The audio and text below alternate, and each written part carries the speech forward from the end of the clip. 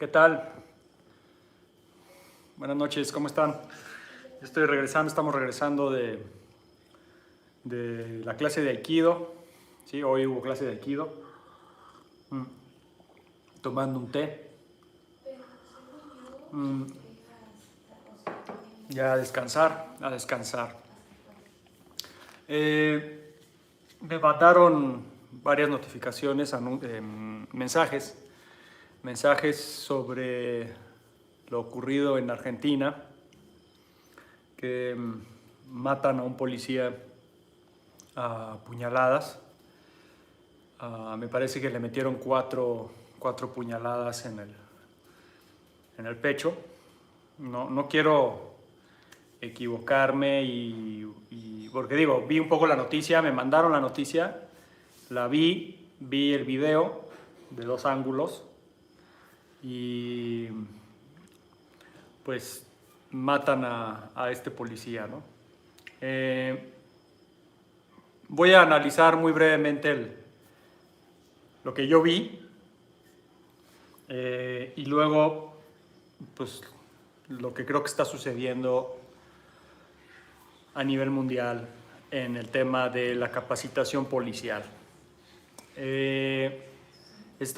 lo que veo en el video, está una persona que se ve que tiene una conducta errática, se ve, o sea, no se ve el audio, no se oye el audio, pero viendo cómo estaba hablando el tipo y cómo se estaba moviendo, estaba en una conducta errática, con tendencias, por su lenguaje corporal, con tendencias agresivas. Y empieza a subir de tono, la gente se empieza como a apartar y de repente de su mochila saca un cuchillo, por lo que yo veo en el video es un cuchillo grande, y se acercan varios policías a quererlo, pues a tratar de calmarlo, ¿no? Y de hablar con él, es lo que parece en el video. Y este agresor simplemente se abalanza a tratar de apuñalar a uno y alcanza a un policía, lo alcanza. Por lo que estaba viendo en la nota y en los testigos que estuvieron ahí, parece que el policía disparó, no me quiero equivocar, pero parece que la nota dice que el policía disparó al piso, el que fue alcanzado con el puñal, ¿sí? Cuatro puñaladas. Y ese es el escenario, ¿no? Eso es lo que ocurrió. ¿Por qué lo estoy comentando aquí en vivo y ahorita? Porque sí me escribieron varios, pues voy a decir seguidores, ¿sí? De Argentina, que les mando un abrazo, pues escandalizados, muy sensibles y como muy tristes por lo ocurrido, y me pidieron por favor encarecidamente que yo hablara un poco del tema, ¿no?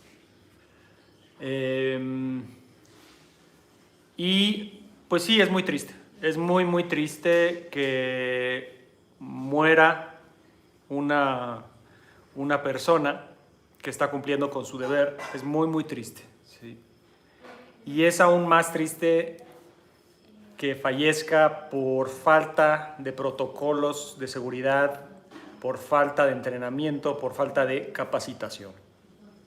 Eso es lo más triste. Y además se enlaza un poco con lo que hablé hoy en la mañana, en el objetivo de la protección, ¿no? Un poquito el tema de que las policías, y yo estaba mencionando que desde Argentina, y mencioné Argentina, fíjense, hasta como que fue profético lo que dije, desde Argentina hasta Norteamérica, hasta Canadá, pues no crean ustedes que hay una gran capacitación policial, no la hay. ¿Sí? Y hasta que vienen las tragedias como esta, que a ustedes en Argentina pues sí les escandaliza mucho y es terrible, ¿no? Aquí en México no voy a decir es cosa de todos los días, pero sí pasa seguido, o sea, sí, sí mueren muchos policías, esa es la verdad. Y es una pena que alguien que tiene una vocación, o sea, que se mete a un cuerpo policial y se mete a una vocación de tratar de ayudar a la sociedad, pues acabe muerto. Es una pena, es una pena. Yo no voy a hablar atacando a los policías, ¿sí? Los policías, no todos, lógicamente, pero los que sí tienen vocación y los que quieren hacer las cosas bien y los que quieren ayudar, pues se meten a un trabajo muy ingrato, ¿sí? Ser policía es un trabajo muy ingrato, muy ingrato, ¿sí? Es un trabajo muy difícil, es un trabajo mal pagado, es un trabajo estresante. Bueno, mal pagado en el tercer mundo, ¿no? En otros países de primer mundo, ser policía, la profesión como tal tiene un cierto prestigio, pero en países de tercer mundo no es muy prestigioso ser policía. En México, dicen por ahí, aquí decimos en México, decimos, pues como no pude ser albañil, me metí de policía. O sea, imagínense, y no estoy denostando a los albañiles, o sea, no estoy siendo clasista, pero ponen a la misma altura ser un trabajador de la construcción que un policía. Y no quiero hablar mal de los albañiles, yo los respeto muchísimo, no estoy siendo clasista, pero la profesión policial es algo que debería ser reconocido, debería ser celebrado y debería ser muy bien pagado, y los policías deberían estar muy bien capacitados. Los policías deberían estar muy bien capacitados. Y no es así. Los seguidores que me escribieron de Argentina, diciéndome, los argentinos me decían, es que aquí la policía es un desastre, la policía está muy mal capacitada la policía en Argentina, es una vergüenza. Amigos argentinos, no nada más en Argentina, en todo Latinoamérica, en todo Centroamérica, en todo Norteamérica. No crean que en Estados Unidos los policías están súper capacitados, O sea, no crean que los policías en Estados Unidos, en Canadá, están súper capacitados. No. No podemos generalizar y decir que toda la policía de Norteamérica es excelente. Sí. Bueno, ya hemos visto todo lo que está pasando en Estados Unidos, ¿no? Abuso policial, etcétera. En México también la policía, híjole, o sea, los buenos policías, te encuentras pocos policías bien capacitados. Pocos policías, y se los digo con experiencia. Yo, mi primera capacitación la di como instructor auxiliar a la Policía Federal de Caminos hace 22 años. Hace 22 años di mi primera capacitación como instructor auxiliar. Iba acompañando a otro profesor y fuimos a capacitar a la Policía Federal de Caminos, que en ese entonces era considerada la policía mejor pagada, mejor capacitada. O sea, los federales eran wow, ¿sí?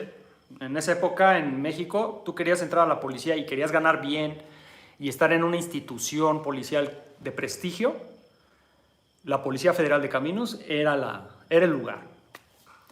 Y recuerdo que llegaron estos policías federales, que además eran unos norteños grandototes, ¿sí? 1,80, 1,90, unos tipos grandes, a la capacitación. Y llegaron al dojo a la capacitación, y cuando empezamos a hacer las entrevistas de, a ver, los policías ustedes que han practicado, o sea, ¿qué es lo que les enseñan? ¿Qué les enseñaron en la academia? ¿Qué les enseñaron en la academia para capacitarse, ¿no? En tácticas policiales o qué. ¿Y saben qué me contestaron? ¿Qué nos contestaron en las solicitudes? ¿Qué nos decían? Les enseñaron taekwondo. O sea, y no estoy denostando el taekwondo, pero el taekwondo, perdón, pero no tiene nada que ver. O sea, tirar patadas y el taekwondo deportivo y el taekwondo olímpico, Por ejemplo, México tiene una tradición de taekwondoístas tremenda. Somos conocidos por tener muy buenos boxeadores y muy buenos taekwondoístas. ¿Sí? O sea, ¿sí? El mejor, yo puedo decir, el mejor boxeador del mundo, Julio César Chávez, para mi gusto, pues es mexicano, y bueno, mexicanos excelentes boxeadores, y taekwondoístas, muchos, muy buenos taekwondoístas en México. O sea, en México hay una tradición muy amplia del taekwondo, ¿sí? Y entonces esta institución policial federal, pues les daban, como parte de su capacitación, hace 22 años, les daban taekwondo. Entonces a mí nos sorprendió, a mí me sorprendió, dije, ¿qué? O sea, pues, ¿qué tiene que ver? Y les empezamos a dar las técnicas a los policías federales. Y no sé, o sea, era capacitar a alguien con 2 pies izquierdos, amigos. Como alguien que no, de veras, no tenían, o sea, tenían cero motricidad, así se los digo. O sea, de veras, y no es mala onda con los policías federales, yo lo respeto, tengo varios amigos policías federales, tengo varios amigos policías ministeriales, tengo amigos militares, tengo amigos marinos, o sea, no les estoy echando basura, sino, y ellos mismos me los dicen, o sea, mis propios amigos, de hecho nos hicimos amigos porque ellos mismos me dicen, nuestras capacitaciones, Bruno, son pésimas, nosotros no sabemos qué hacer. A mí más de un policía me ha dicho que prefiere no entablar un engage, o sea, prefiere no arrestar a la persona porque no sabe cómo arrestar a un tipo grande, agresivo, armado, no sabe cómo hacerlo. Sí. Y no estoy diciendo que sea fácil, o sea, no estoy diciendo que sea fácil, no estoy diciendo yo les enseño y les voy a enseñar cómo es bien fácil, no, es bien difícil, o sea, someter a un agresor drogado, enojado, un agresor con problemas mentales, como por ejemplo el atacante de Argentina, que estaba leyendo que era una persona con problemas mentales y se veía, o sea, por su lenguaje corporal era muy errático y muy descontrolado, se veía que, evidentemente que tenía problemas mentales. Y una persona con problemas mentales, un loco, como decir, un demente, es una persona fuertísima, pero fuertísima. O sea, un demente tiene 2 veces o 3 veces más fuerza que una persona cuerda. Imagínense la fuerza de una persona con problemas mentales. Entonces, someter a un demente o someter a un drogadicto o someter a a una persona agresiva no es fácil, amigos. O sea, yo no estoy diciendo que sea fácil, pero se vuelve imposible cuando no tienes capacitación, o cuando tu capacitación es karate, o cuando tu capacitación es taekwondo, o sea, y no es contra el taekwondo ni contra el karate, es que no tiene nada que ver, o sea, no tiene nada que ver. Entonces, mi primera capacitación, les estaba platicando, fue hace 22 años a la Policía Federal de Caminos, y me sorprendió que no sabían nada. Bueno, pues ahí me seguí. Luego me contrató el procurador de esa época, estoy hablando de hace 18 años más o menos. Es que mi cronología es muy mala, pero fue en la época de que estaba el gobernador Adame aquí. Y me contrató, nos contrató a varios profesores, entre esos profesores a mí, para capacitar a la policía ministerial aquí en México, que es la policía que gira las órdenes, o sea, que ejecuta las órdenes de aprehensión. O sea, el juzgado dice, agárrenme a este fulano, y entonces la Policía Federal va y agarra al que van a meter a proceso, y etcétera, ¿no? Entonces, me encargaron la Policía Ministerial para capacitarlos en sometimiento y conducción. Sometimiento y conducción, o sea, someter al agresor o someter al sospechoso o a quien vas a arrestar y luego conducirlo al Ministerio Público, ¿sí? Y entonces capacitaba yo grupos de 60 a 70 elementos, ¿sí? Y lo mismo, o sea, realmente me sorprendió cuando llegué a capacitarlos. Uno es que estaban en unas condiciones físicas pésimas, o sea, obesos, sobrepeso, los puse a correr, los puse a hacer no hacían 2 lagartijas, o sea, no es mala onda con ellos, pero no hacían 2 lagartijas. Entonces, primero les metí acondicionamiento físico porque dije, pues no hay manera, o sea, no hay manera que estos obesos y estas personas con sobrepeso pues, sometan a alguien porque están totalmente débiles, totalmente frágiles, ¿no? Y entonces los empecé a capacitar y sus técnicas de sometimiento, algunos ya habían tomado entrenamiento, o sea, los que ya habían tomado capacitación, que eran varios, tenían algunas técnicas de sometimiento, pero fíjense, sus técnicas de sometimiento eran técnicas de los años 80, de los años 80. Yo les estoy hablando que yo los capacité 2000, es que, no recuerdo, eran 2002. Déjenme investigar, voy a buscar mis papeles porque no quiero mentirles, pero 2002, 2003, no me acuerdo. Pero ya era el 2000. Mi hija ya había nacido o todavía no. Bueno, entonces, imagínense que en el año 2000 ustedes están entrenando algo de los años 80. O sea, es que de veras no tiene nada que ver. O sea, y hacían movimientos de los años 80. Por ejemplo, empezamos a ver en esa capacitación, primero les enseñé los sometimientos básicos, lógicamente utilizando ya no cosas de los años 80, sino empezamos a utilizar una hibridación de Aikido, lucha grecorromana y Jiu-Jitsu brasileño. O sea, empecé a darles una hibridación de lucha grecorromana, Aikido y Jiu-Jitsu brasileño para lograr sometimientos con resistencia. Luego empezamos a ver desarmes, ¿sí? Y luego empezamos a ver ataques de cuchillo y ataques de impacto y todo contra los elementos. Y varios elementos me decían, a ver, ¿no? O sea, yo les decía, a ver, tú atácalo con el cuchillo. Y uno me decía, yo sé, sensei. Me decían jefe, no me decían sensei. Jefe, yo sé cómo. A ver, muéstranos la técnica, ¿no? ¿Cómo? Y no, hombre, o sea, cuando el otro lo atacó con el cuchillo de entrenamiento, este cuate que decía que sabía cómo, que porque había tomado mucha capacitación, hizo un bloqueo cruzado y luego lo giró y lo volteó y yo dije, ¿qué es esto? O sea, sí. Y entonces yo sí le dije, mira, a ver, no te voy a criticar tu técnica, pero te voy a proponer lo siguiente. A ver, tú, el otro que había atacado, le digo, ahora ponte necio. O sea, ahora atácalo rápido y fuerte y como, o sea, ustedes han visto, yo les dije, ustedes han visto cómo son los ataques. O sea, porque ir a someter a una persona, ir a arrestarla, no es fácil. Se ponen necios, sacan armas, sacan. Entonces, ustedes saben cómo son los ataques.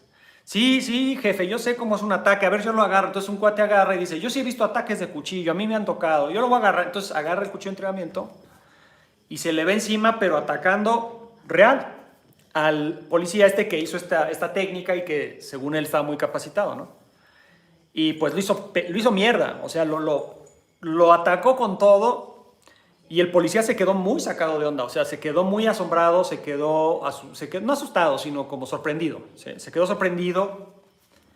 Y entonces yo les dije, miren, pues esa es la realidad. O sea, ustedes están teniendo estas obsolescencias. Estas obsolescencias y su vida está de por medio, amigos. Y de ahí... Bueno, yo lo seguí capacitando. Luego me llamaron para capacitar mandos policiales de patrullaje. Como les gustaban mis capacitaciones, entonces me empezaron a hablar.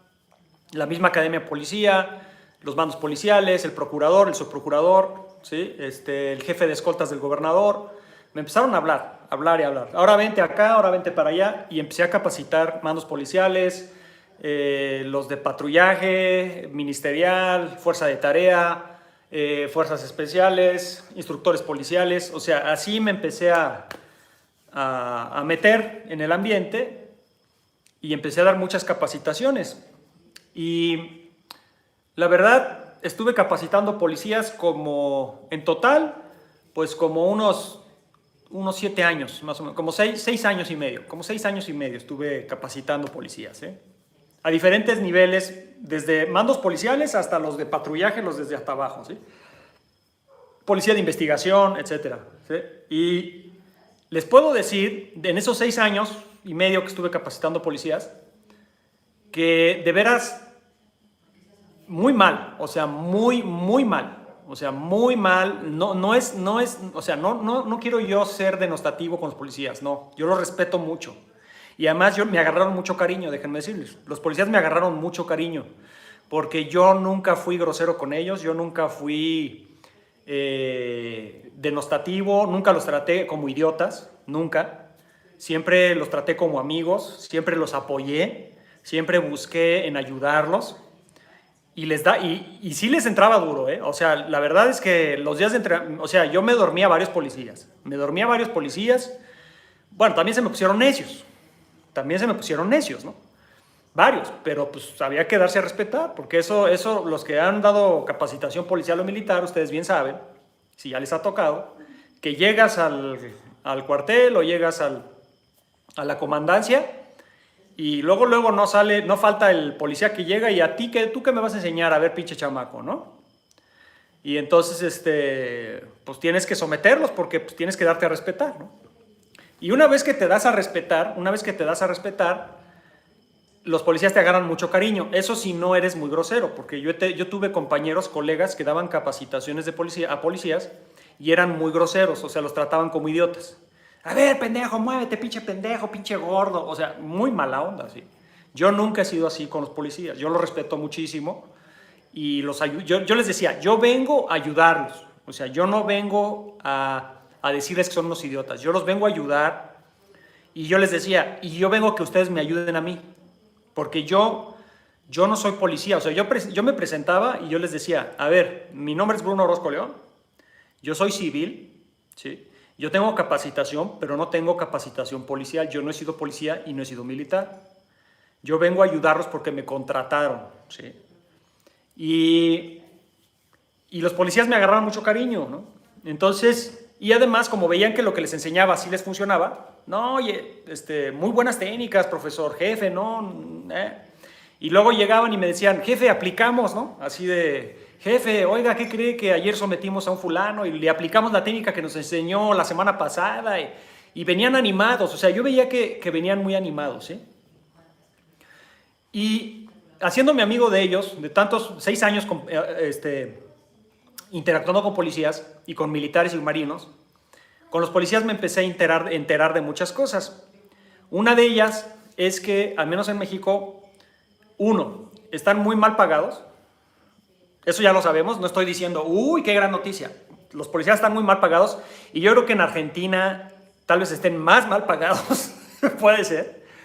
Y no dudo que en Colombia y que en Paraguay y en Uruguay y en Nicaragua y en Costa Rica, o sea, yo creo que todo país de tercer mundo tiene policías muy mal pagados. Eso es lo que yo creo, porque es parte de la corrupción, ¿sí? Entonces, creo que ahí hay un tema. Un policía que no gana lo suficiente, pues es un policía totalmente desanimado. Es un policía que dice, a ver, yo estoy exponiendo mi vida por 3 pesos, ¿sí?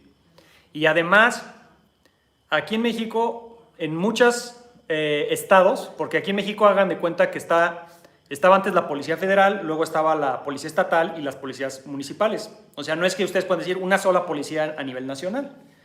O sea, hay muchos cuerpos policiales, ¿sí? Y diferentes cuerpos policiales ganan diferente, ¿sí? Entonces, no nada más eso, que ganan mal, sino que también no les dan prestaciones, bonos de recompensa, y si les pasa algo, no ayudan a sus familias. O sea, si yo como policía aquí en México, ¿no? Me hubiera pasado como el pobre hombre argentino, ¿no? Ahora que lo mataron. Me apuñalan. Y la institución policial dice, allá tú, mano. Y no cuidan a la familia del policía muerto o herido, ¿sí? Y es realmente triste, o sea, triste porque los mismos policías me decían a mí me decían los policías, muchos me decían, oiga jefe, pues ¿cómo quiere que nosotros actuemos si voy a arriesgar mi vida por 3 pesos y aparte si me pasa algo, ¿quién le va a dar de comer a mi familia? Así me decían. ¿Quién le va a dar de comer a mi familia si yo falto? Pues yo entendía eso, o sea, yo les decía, pues, a ver, yo les decía, por eso mismo, tienen que capacitarse, ¿sí? Porque ustedes, les decía, son la carne de cañón, o sea, ustedes son aquellas personas que van a enfrentar todas esas situaciones violentas, y si ustedes no saben cómo lidiar con eso, van a fallecer en su trabajo. Entonces como que entendían, ¿no? Pero muchos no. O sea, muchos policías, amigos, piensan, a mí no me va a pasar. A mí no me va a pasar. O sea, a mí yo soy muy bueno, o yo me voy a cuidar más, o yo soy tan chingón que a mí nadie se me acerca, o yo someto a cualquiera, ¿sí? Y el exceso de confianza y la soberbia en temas de seguridad y de defensa personal y de armas es lo que te mata. Tú no puedes nunca en situaciones de manejo de armas, de riesgo, de violencia, etcétera, nunca debes de sentirte que ya eres totalmente capaz y que tú estás sobrado. O sea, yo estoy sobrado, ¿sí? A mí nadie me toca porque yo soy una bala, o sea, yo soy letal. No, nunca, nunca. Y hay policías que sí se sienten así, porque les ponen la placa, la pistola y, uy, no, hombre, no, y el chaleco antibalas y yo ya, y rapado, ¿no? Ya estoy rapado, estoy medio grande, estoy medio musculosón, tengo cara medio feroz o medio de ojete y órale, ¿sí? Ya me siento soñado. No es así, señores. ¿Sí? Y mucho policía peca de eso. Entonces, hay policías que no quieren arriesgarse porque no les dan prestaciones los mismos instituciones que se supone los tienen que cuidar y ayudar al elemento a pagarles bien, a darles bonos. Por ejemplo, déjenme platicarles. Yo tenía muchos amigos en la Procuraduría porque pues, como los estaba capacitando, y uno de ellos se volvió un gran amigo y me decía que a él, fíjense, por buena conducta y por haber hecho varias, vamos a decir, proezas policiales, o sea, haber hecho buenos arrestos, hizo arrestos de gente importante y todo, le ofrecieron un bono, ¿sí? Un bono en ese entonces, el bono era de 15,000 pesos, ¿sí? Estoy hablando, ¿cuántos? $700, ¿sí? Más o menos. Le ofrecieron ese bono de $700 y mi amigo me dice, adivina cuánto tiene. ¿Tú cuánto crees, Bruno, que tienen pagándomelo? O sea, que no me lo han pagado. ¿Cuánto crees que tienen debiéndomelo más bien? No, pues ¿cuánto? No me lo han dado en 10 años. O sea, imagínense que tu institución te diga, yo te voy a recompensar con 15,000 pesos, que no es nada, y pase 1 año, 2, 3, 4, 5, 10 años y no te den nada. Pues lógicamente te desanimas. Entonces, hay mucho desánimo en los cuerpos policiales, mucho desánimo. Están muy desanimados, están cansados, están hartos, y por eso también se prestan a la corrupción. O sea, por eso también son vulnerables, son permeables a la corrupción. O sea, si yo soy un policía que gano mal, que estoy jugándome el pellejo todos los días y no me van a apoyar, y llega el narco, o llega la mafia, o llega, no sé, un jefe de plaza, etcétera, y me ofrece, te voy a dar tanto, y tú me pasas los datos de quién pasa por aquí, quién hace esto, pues es muy probable que lo tome. Porque yo como policía pienso, a ver, si me pongo en contra de ellos, de los narcos o de los carteles, si me pongo en contra de ellas, si me pongo de Robocop, o sea, me pongo de Robocop, me van a matar y la institución policial no me va a ayudar y va a dejar a mi familia en la calle, ¿sí? Entonces, ese es un problema. Ahora, otro problema que yo veo de esos años de capacitación policial. ¿Sabían ustedes que en México, no en todas las instituciones, no puedo generalizar porque, como les estaba diciendo, está la federal, que ya no es la federal, ya es la Guardia Nacional aquí en México, pero antes era la policía, la PFP, Policía Federal Preventiva, y luego la Policía Federal, la estatal y la municipal, ¿sí? Por ejemplo, las policías estatales y municipales, ¿sabían ustedes que cuando tú quieres entrar al cuerpo policial, muchos tienen que comprar su propia arma? O sea, en la institución, el gobierno no te da el arma, tú tienes que comprar tu arma, imagínate. O sea, para ser policía tienes que pagar. Eso a poco, digo, tal vez no lo sabían. Y luego, además, ¿saben ustedes que cuando hacen entrenamientos de tiro, les cobran cada bala? Y luego se las cobran a peso cada bala. Tú para, por ejemplo, tener un entrenamiento, vamos a decir, una práctica, una horita, que te aventes una hora en el campo de tiro, tirando, no manches, ¿cuántos tiros te avientas? De perdis te avientas 2 cajas de 50 tiros, o sea, te avientas 100 tiritos, fácil, ¿sí? Entonces imagínate, si te cobran la bala a peso, ¿sí me entiendes? Y luego el policía bien mal pagado y les cobran las balas, está mal. Luego, ¿sabían ustedes que si ellos quieren el chaleco antibalas, lo tienen que pagar?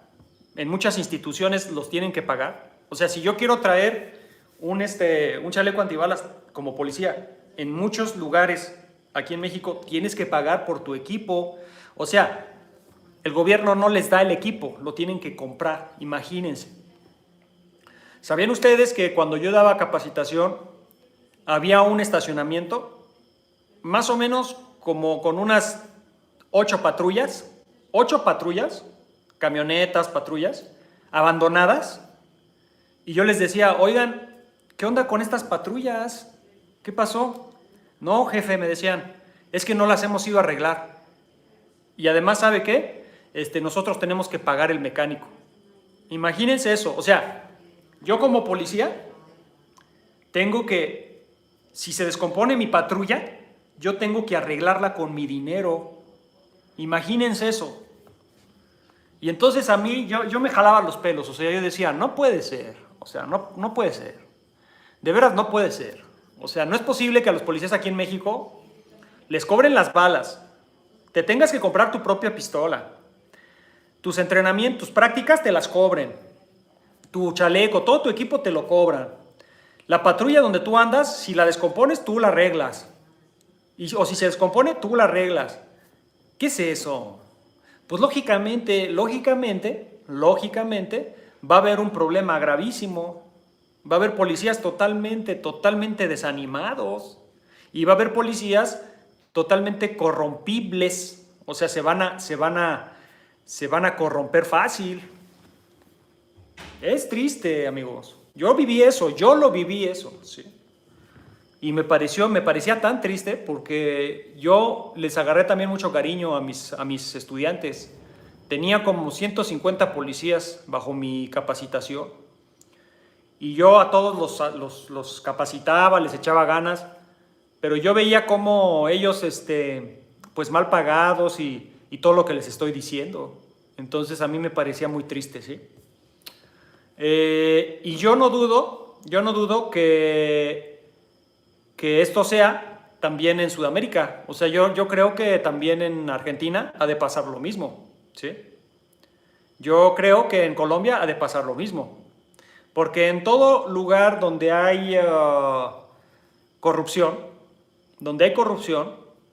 va a haber corrupción a todos los niveles. Y la corrupción policial es eso. Aquí, por ejemplo, en México es un país, déjenme decirles, es un país millonario. México tiene una cantidad de recursos de veras impresionante, por territorio, recursos naturales, todo, petróleo. México es millonario, ¿sí? Es una economía que lamentablemente por tantos años, tantos sexenios de corrupción, se vino abajo la economía. Y déjenme decirles que, por ejemplo, había un fondo cuando yo capacitaba a la policía. Les voy a platicar una experiencia para que ustedes me entiendan. Había un fondo cuando yo capacitaba a la policía federal. Ese fondo federal era para seguridad y estamos hablando de miles de millones de pesos. O sea, estoy hablando de cientos de millones de dólares, ¿sí? Destinados a la seguridad, a cuerpos policiales, capacitaciones, todo. Entonces, voy a balconear un poquito a una academia de policía, pero pues, yo ya ni trabajo para ellos y me vale madre. Entonces, ese fondo federal lo que hace es que ofrece ese fondo. O sea, el fondo dice, aquí hay recursos, aquí hay dinero, y entonces las academias de policía, los centros de capacitación en los estados, municipios, y también la capacitación federal, jala esos recursos. Entonces, ¿qué sucede? que yo como academia de policía digo, bueno, yo tengo que capacitar a mis elementos, ¿ok? Pero necesito traer un capacitador, necesito traer a un instructor que me ayude a capacitar a mis elementos, ¿ok? Y entonces, a ver, vamos a buscar, ¿quién tenemos, no? Entonces, pues tenemos a Bruno Orozco, ¿no? Bruno Orozco tiene este récord, ha dado tantas capacitaciones, tiene estas habilidades, tiene estas reseñas, tiene esta calificación. Pues este es nuestro, vamos a contratar a Bruno Orozco. Entonces, le hablan al Fondo Federal, agarra y dice, a ver, vamos a hacer una capacitación de, vamos a decir, un mes, y necesitamos 100,000 pesos. 100,000 pesos. Vamos a decir, ¿cuántos serían 100,000 pesos? $5,000, ¿no? Creo. Por ahí. No, 5 por 2, 2,000. Sí, ¿no? Bueno, ya me hice bolas. Sí, como $5,000. Sí. Entonces bajan $5,000, ¿sí? Pum, del Fondo Federal. Y entonces la Academia de Policía, porque lo que les estoy diciendo es real, ¿eh? O sea, no lo estoy inventando, a mí me pasó, ¿sí? No estoy inventando, ¿sí? A mí me pasó, yo lo supe. Entonces lo que hace la Academia de Policía es, dice, ok, vamos a contratar a Bruno Orozco, tenemos $5,000. A Bruno Orozco le vamos a dar $200. En esa proporción, no estoy mintiendo, en esa proporción. Le vamos a dar $200, ¿sí? Y lo demás nos lo quedamos entre nosotros. Así como lo ven.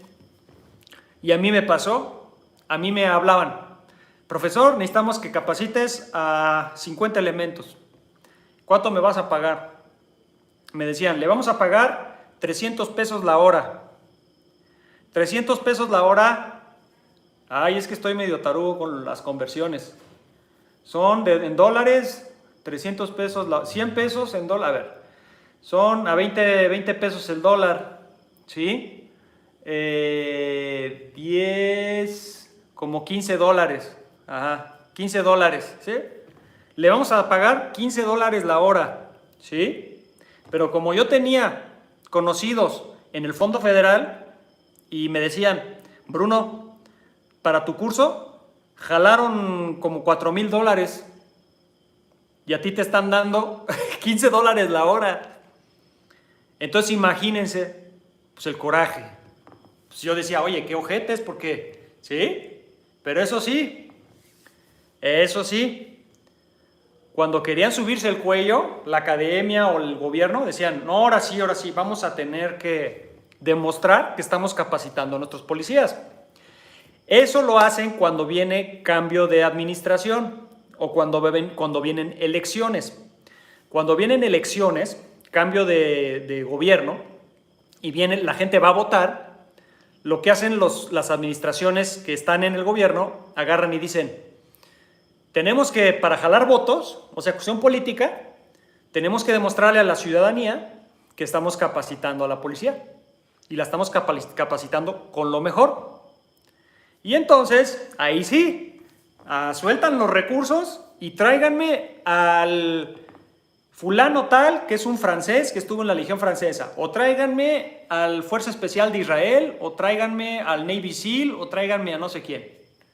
Y órale, tráiganlo y hagan un curso aquí, de 5 días, y eso sí, al Navy SEAL o al legionario extranjero o al francés o al israelita, a ese sí le pagan, y a ese sí le pagan en miles de dólares, ¿sí?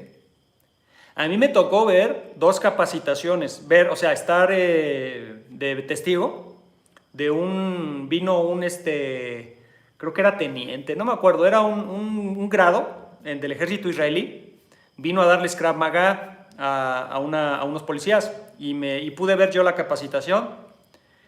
No es, de veras, por presumir, no es porque yo quiera subirme el cuello o yo quiera compararme, ¿sí? Yo no soy militar, yo no soy militar, yo no me quiero comparar con un soldado israelí, ¿sí? Yo no tengo la capacitación de un soldado israelí, pero cuando yo vi lo que les estaba enseñando, la verdad es que, amigos, no estoy muy atrasado y no estoy muy mal, ¿sí? O sea, yo dije, oye, pues si yo les enseño eso, es más, yo les enseño más que eso, pero a mí me pagan $15 la hora y a este señor le pagan $300 la hora.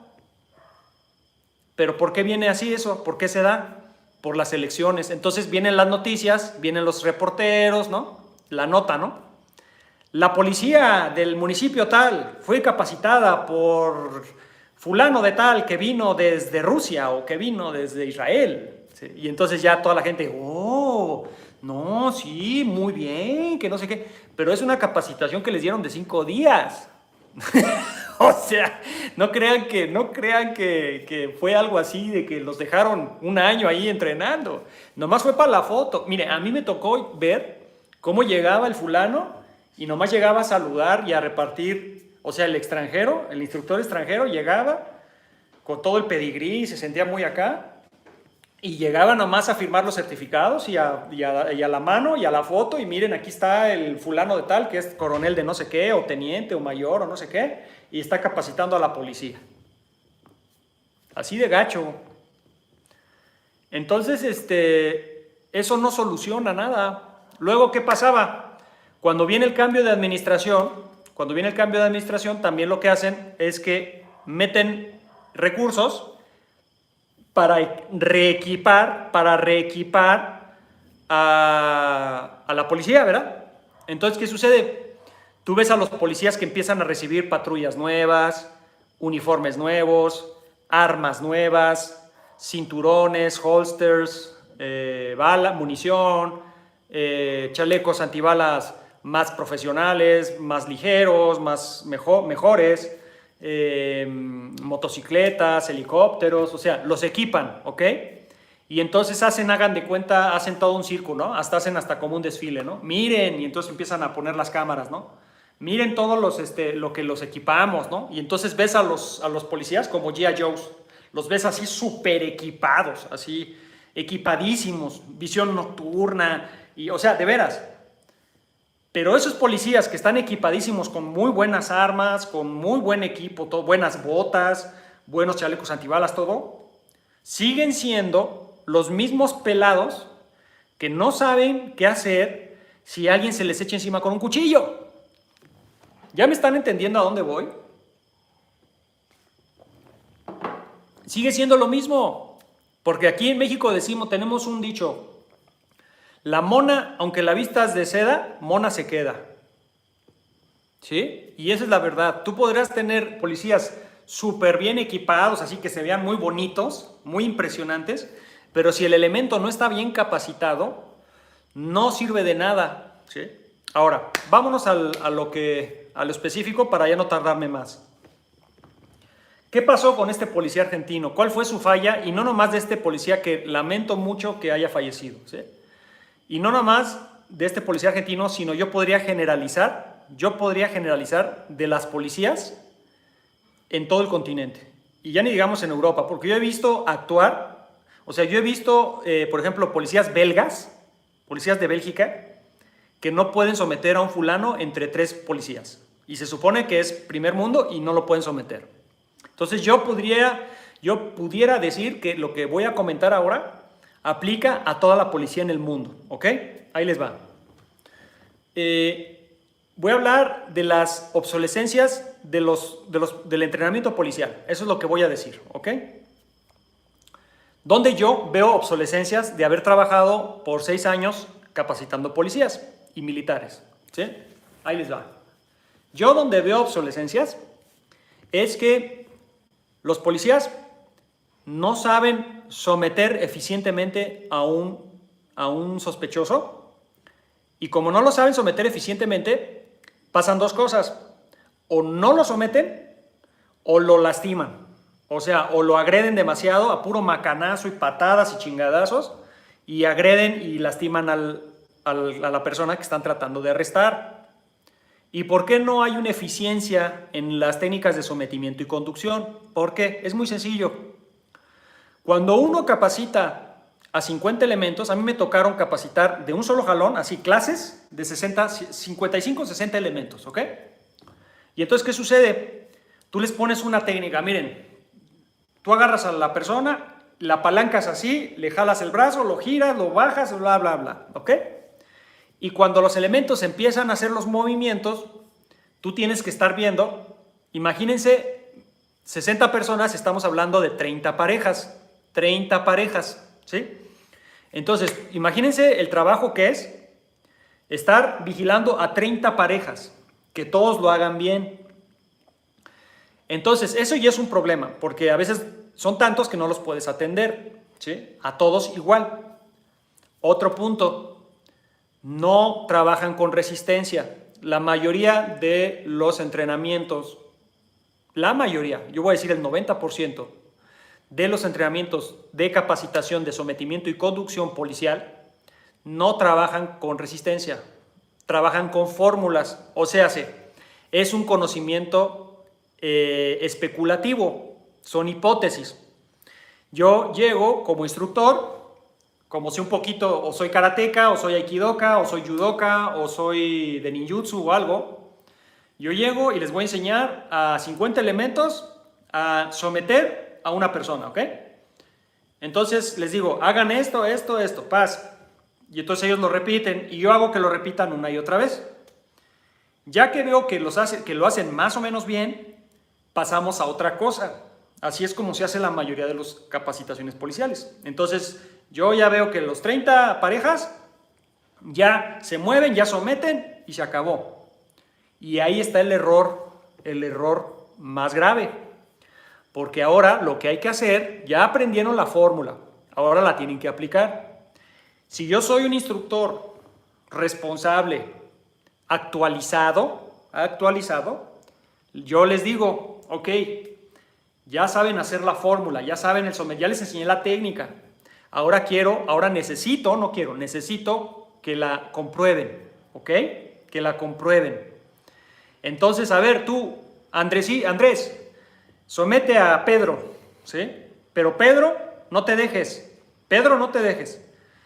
Y entonces, órale, aplícale. Y entonces ya cambia la cosa. Y ahí es donde, cubetada de agua fría, porque te das cuenta que tu fórmula, si tú pretendes que la vas a usar así como la hiciste cuando la estabas practicando, ya con alguien que se reniega, con alguien que te quiere golpear, con alguien que no se deja, pues te das cuenta que no funciona. O te das cuenta que necesitas variar. Entonces vienen los easies.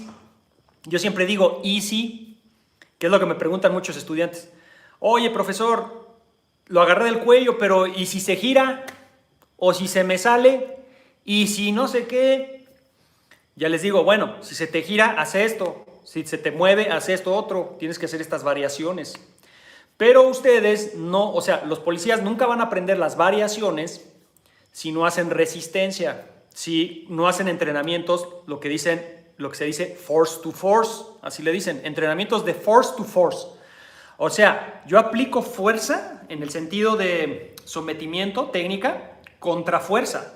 O sea, contra alguien que pone fuerza y no se deja. Se los voy a resumir de esta manera. Yo siempre se los comento a mis estudiantes y sobre todo a mis instructores.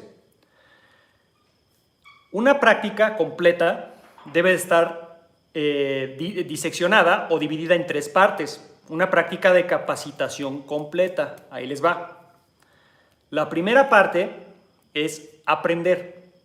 La segunda es practicar y la tercera es aplicar. Son 3 cosas diferentes, ¿ok? La primera, aprender, es que tú tienes que, primero tú no sabes el movimiento, entonces tú lo aprendes. O sea, tú ves al profesor, hace el movimiento y tú dices, ah, así es. Lo razonas, lo integras, dices, mi cuerpo ya más o menos lo sabe hacer. De aprender tienes que pasar a practicarlo. O sea, tienes que repetir ese movimiento una y otra vez, sin resistencia, nada más así, practicarlo. Una vez que tú ya lo practicaste y ya lo interiorizaste, tienes que pasar a la tercera etapa. La tercera etapa es aplicar. O sea, ¿qué significa eso? Que tú interiorizaste la fórmula, ¿sí? La técnica, pero ahora lo que tienes que hacer es aplicarla con alguien que se resiste, con alguien que no se deja. ¿Ya me entienden? Entonces, tú empiezas a aplicar y el otro se empieza a renegar y entonces tú tienes que adaptarte. La aplicación es un tema de adaptación, o sea, tú tienes que adaptar tu conocimiento, lo que tú estuviste repasando, lo que estuviste repitiendo, practicando, lo tienes que adaptar a la resistencia del otro. Y tienes que hacer muchas variaciones y volverlas efectivas, que sean eficientes, ¿sí? Y dentro de la tercera etapa, que es aplicar, tenemos aplicación controlada y aplicación en campo, ¿sí? La aplicación controlada es aquella que es un sparring, o sea, es que yo en un ambiente controlado, con un instructor, dentro de un centro de entrenamiento, con armas de entrenamiento, ¿sí? Con un compañero, hacemos una práctica de resistencia, pero está dentro de una aplicación controlada. Y la aplicación de campo es cuando ya de plano yo ya estoy afuera, patrullando, o ya estoy escoltando, o ya estoy haciendo otra cosa, y se da una situación real, donde el agresor ya no es ni mi amigo, no está mi instructor ahí viendo, no hay nadie que me salve, no hay nadie que me proteja, yo soy el único que puedo aplicar efectivamente esos movimientos. Entonces, si yo, imagínense, si yo como elemento policial me enseñan, luego practico, pero ya no aplico en el ambiente controlado, ¿qué va a suceder cuando viene la necesidad de aplicar en campo? ¿Ustedes qué creen que va a pasar? Pues lógicamente no lo vas a aplicar. ¿Por qué? Porque no tienes la experiencia, porque no has hecho una congruencia entre la aplicación del campo controlado y la aplicación del ambiente controlado y la aplicación de campo. No has hecho esa congruencia y entonces no vas a poder aplicar. Y eso es lo que pasa.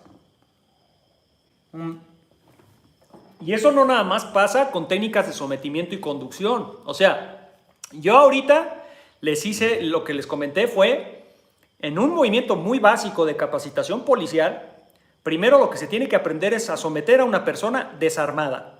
Ese es ahora sí que el kindergarten, ¿sí? Tienes que aprender a usar la fuerza, tú como policía, una fuerza medida, controlada, para someter a una persona desarmada.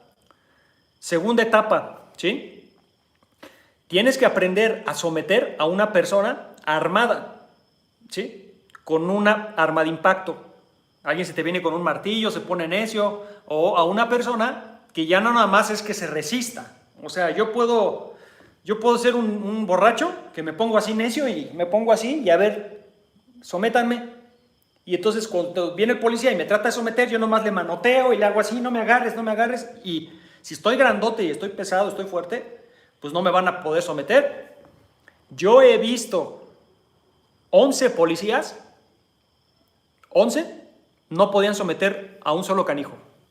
El tipo sí medía 2 metros y pesaba como, yo le calculé como unos 120 kilos. Y 11 policías no los podían someter. No eran 11, eran menos. No, el de 11 era un amigo que me platicó eso y de hecho lo vimos en un video. No, el que le estoy diciendo eran 8 policías, 8. Eran 8, yo lo vi, 8 policías y no podían someter a una sola persona. ¿Sí? O sea, no es nada fácil. Entonces, en la primera etapa, tú como policía debes de aprender a someter a una persona desarmada, pero que no está peleando de regreso. Simplemente nada más no se deja. En la segunda etapa, tienes que aprender a someter a una persona que ya pelea de regreso, ya te trata de golpear o trata de usar un arma de impacto. ¿Sí? Agarra una piedra, te la trata de... ¿sí? Y luego, en la etapa subsiguiente, en la tercera etapa, ¿sí? Ya viene someter a un agresor armado con, y voy a decir someter entre comillas porque no se debe, un agresor armado con una punzocortante. El protocolo y el procedimiento para sometimiento y conducción de un agresor armado con una punzocortante no es cuerpo a cuerpo. Debes de evitar la interacción física con una persona armada con una punzocortante. Eso significa que si alguien te saca un cuchillo y se te acerca, tú lo debes de mantener 6 metros y más para allá. Si la persona, el agresor armado con un cuchillo, se acerca a 4 o 3 metros, pues pasa lo que pasó con este pobre hombre, ¿no? Le brincó a 4 metros y se le fue encima y lo apuñaló creo que 4 veces. ¿Sí? Entonces tú a una persona armada con una punzocortante, el protocolo policial es que tú le debes de mantener distancia, ¿sí? Y si rompe el cerco, o sea, si rompe los 6 metros y viene a 5 o 4 metros, tu protocolo policial es abrir fuego. O sea, tú debes de usar fuerza letal. Eso es lo que se supone debería hacer. Ahora, aquí viene un problema.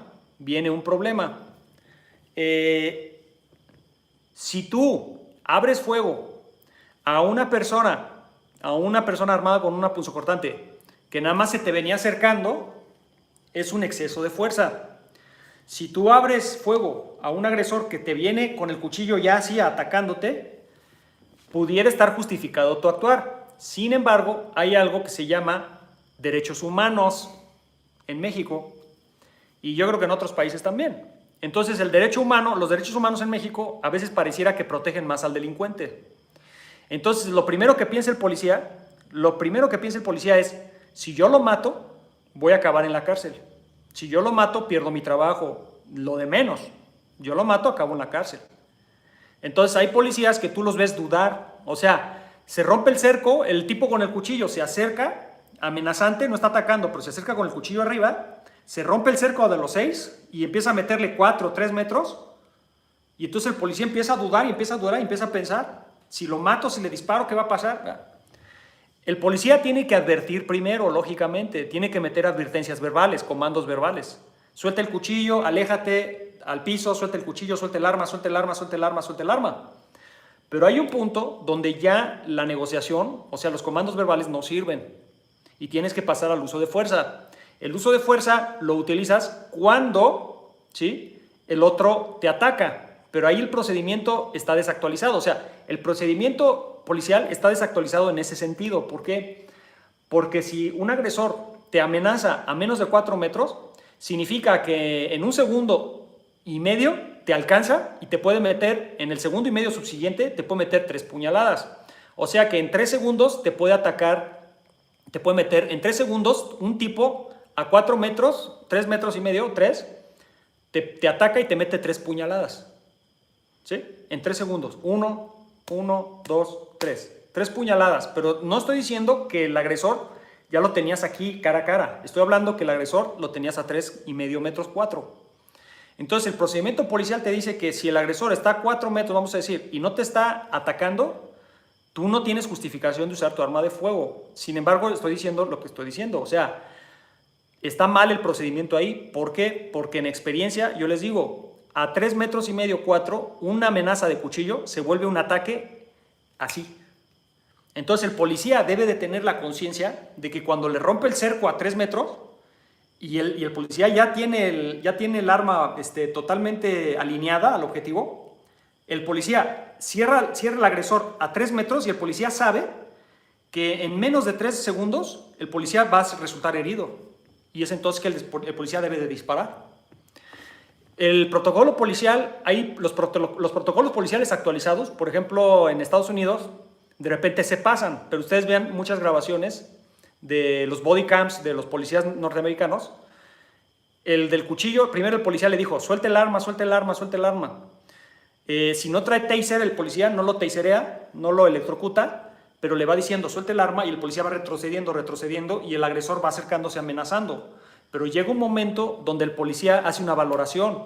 O sea, el policía se da cuenta, el agresor ya está a menos de 4 metros, ya rompió el cerco, ¿sí? Eso significa que en menos de 3 segundos este fulano me mata, y entonces el policía abre fuego.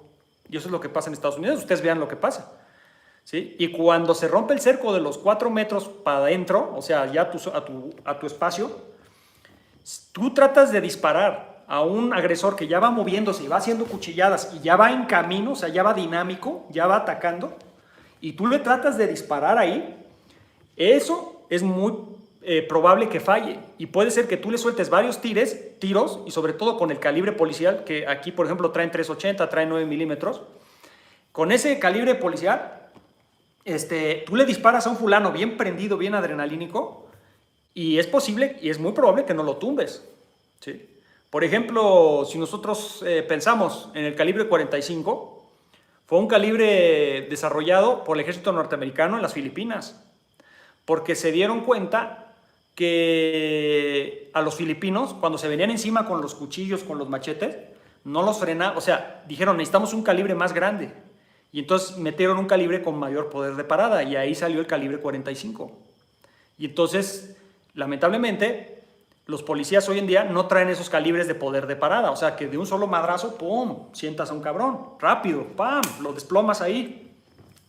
Entonces, con calibres más chicos, no estoy diciendo que la 9 no sea buena, No estoy diciendo que la 9 o que la 380 no sea un calibre bueno. Es un calibre bueno, pero no tiene el poder de parada de una 45, 44, 357 Magnum, etcétera, ¿sí? Entonces, si tú ya tienes un ataque dinámico, o sea, si tú ya tienes un fulano que ya te cerró el cerco de 6 metros y ya te cerró a 4 metros, 3 metros, tú te lo tienes que ejecutar ahí. Pero te lo tienes que ejecutar cuando su ataque no es dinámico.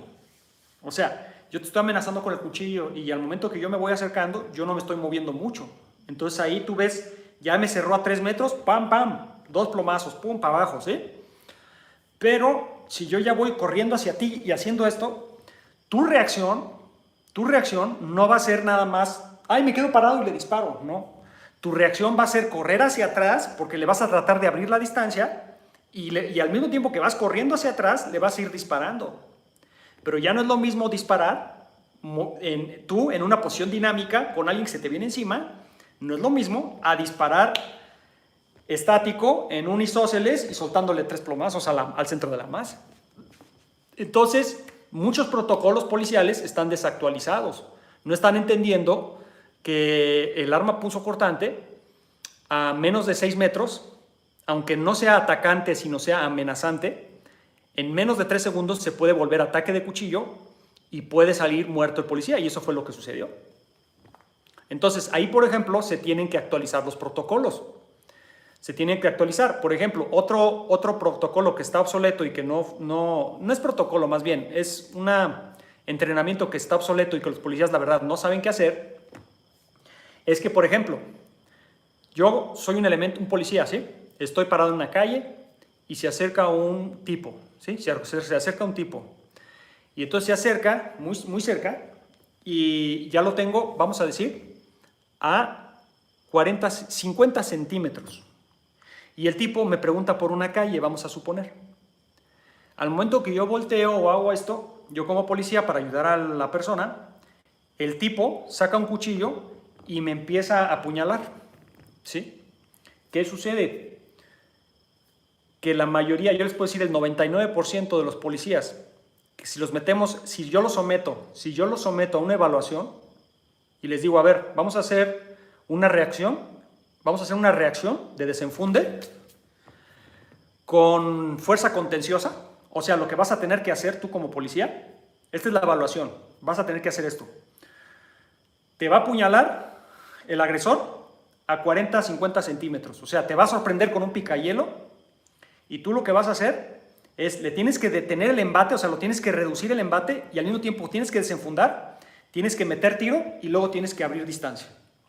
Yo les apuesto que si yo hago una evaluación ahorita a los cuerpos policiales y les hago esa prueba, yo les apuesto que el 90% de los policías los matan. Así se los digo, se los garantizo, se los apuesto, apostamos lo que quieran. Júntense 5 policías que se sientan muy capacitados y un día si quieren hacemos la evaluación. Así yo hacía mis cronometrajes y mis evaluaciones. Agarro y, a ver, alíñense, pongo a unos agresores, alumnos o quien sea, con cuchillos de entrenamiento, unos plumones, con unos plumones rojos, y a ver, vas a tener que desenfundar tu arma a corta distancia y vas a tener que contener el ataque. ¿Por qué? Muchos me van a decir, los que son idealistas, los que van a pensar, es que tú nunca debes de dejar que nadie se te acerque. A ver. Vámonos a la realidad y vamos a dejar de pensar pendejadas. Tú como policía, se te van a acercar mucha gente. ¿O qué? Tú como policía vas a andar marcándole el alto a todos y vas a andar diciéndole a todos, no te acerques, abra su distancia. Eso no existe. Tú como policía, la gente se te acerca Como policía la gente se te acerca. Entonces tú estás como uniformado y la gente se te acerca a pedirte direcciones, a pedirte ayuda, a preguntarte algo, se te acerca la gente.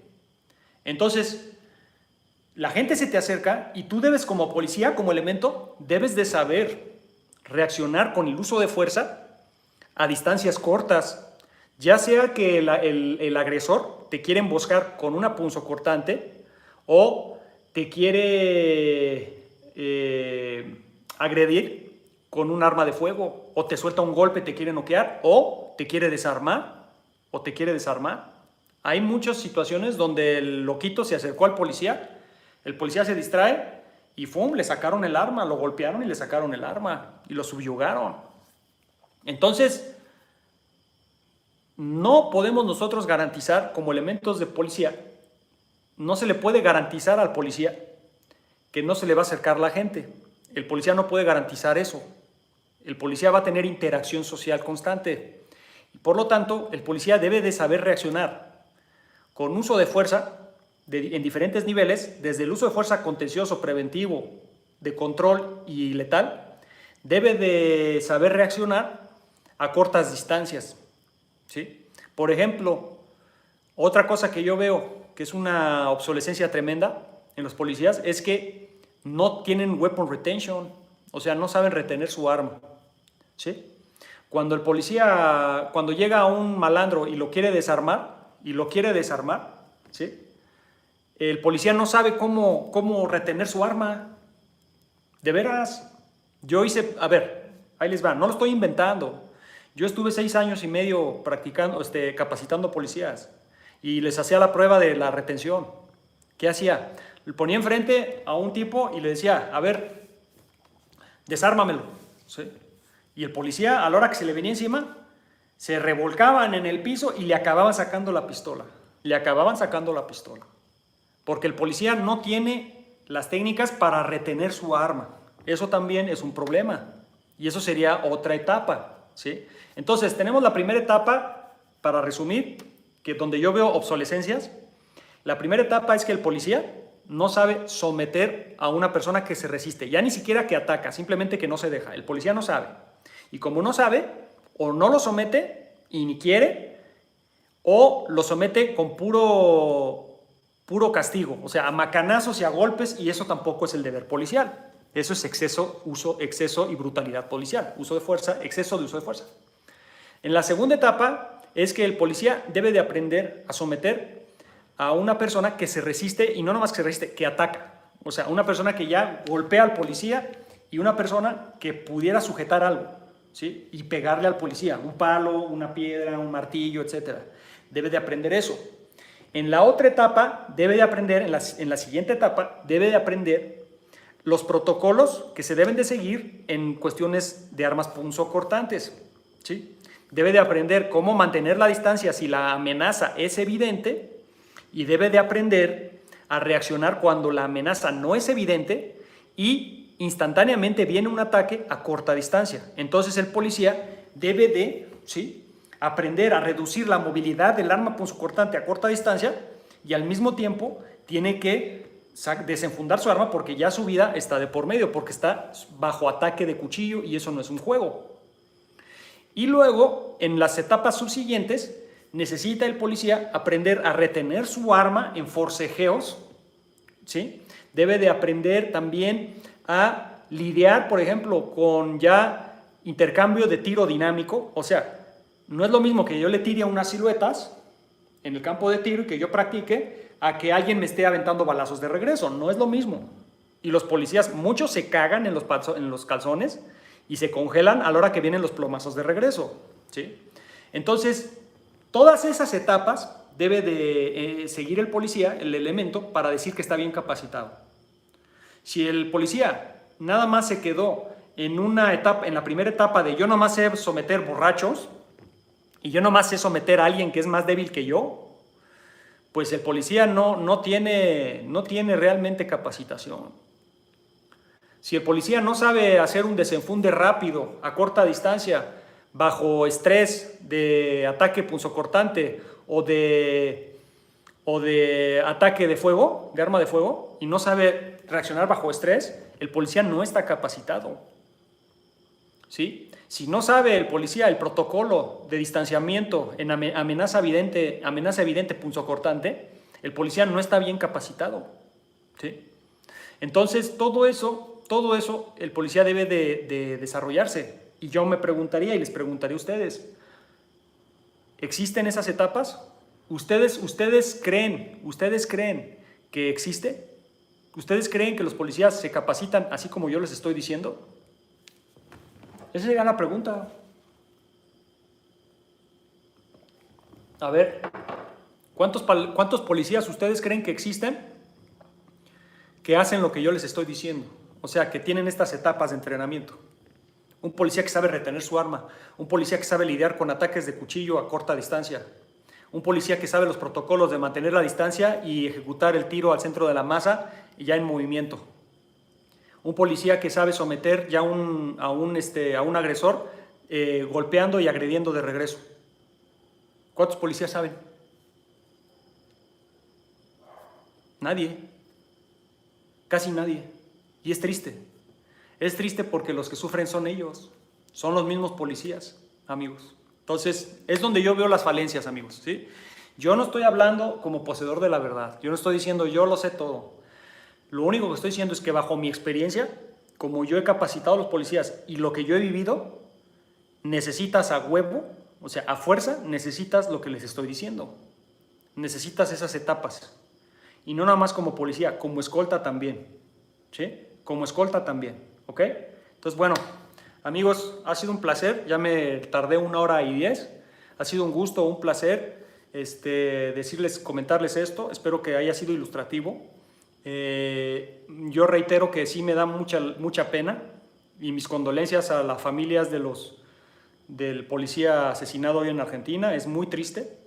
Espero, de veras, yo espero que esto sirva ya de lección para las academias de policía, para los capacitadores policiales, para los instructores y para todas las personas que nos dedicamos a seguridad y defensa. Yo quisiera decirles que es hora de despertar, ¿sí? Es hora de despertar, porque ya no sirve de nada empezar a entrenar algo cuando ya el elemento ya salió herido o muerto por falta de capacitación. No se vale, ¿sí? Entonces, yo les recomendaría eso, ¿sí? Hay que tomarse las cosas en serio, ¿sí?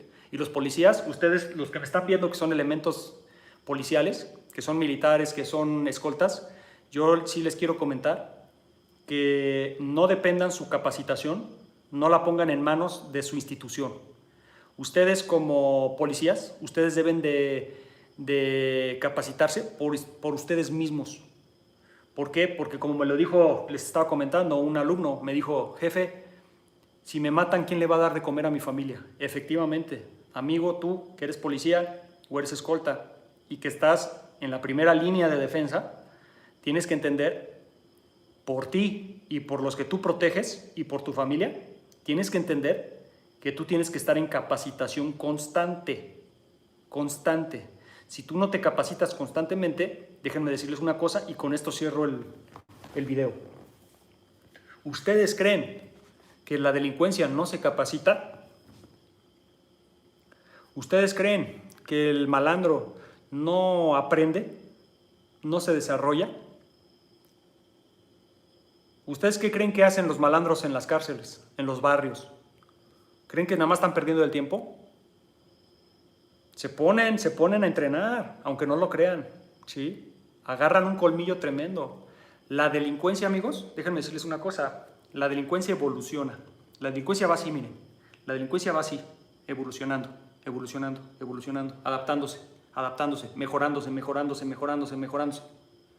¿Y la policía qué está haciendo? La policía se sigue quedando. En vez de que la policía siga adaptándose, evolucionando, o sea, que la policía vea, ok, la delincuencia ya subió aquí, ya se adaptó a esto. Ah, bueno, la policía ya se está aquí. Ah, la delincuencia ya se adaptó aquí. Ah, pues la policía ya se adaptó aquí. Así. Pero lo que sucede es que los malandros, la delincuencia va así, adaptándose, evolucionando. ¿Y la policía qué va haciendo? Se va quedando. Entonces, ¿qué va pasando? Miren, la brecha se va haciendo cada vez más grande. ¿Qué sucede? Que los entrenamientos policiales están aquí, ¿sí? Las capacitaciones policiales están aquí y la delincuencia está acá. ¿Y qué pasa entonces? Cuando se encuentran el policía y el delincuente, ¿qué sucede? Digo, simple matemática, ¿no? Ya me voy a dormir, amigos. Espero les haya servido esto. Y tómense las cosas en serio, porque estas tragedias son muy tristes, pero sirven para entender que todo el tema de las armas, el tema de la defensa personal, la protección personal, no tiene lugar a especulaciones, ni a circos, ni a morbos, ni a hipótesis que nunca compruebas, ni a ideas románticas, ni a pendejadas de gente que no tiene experiencia y que nomás está hablando o que nomás está diciendo pura pendejada que no sirve de nada, ¿ok? Entonces, aguas con eso, amigos, tómenselo en serio. Buenas noches, que estén muy bien, hasta luego.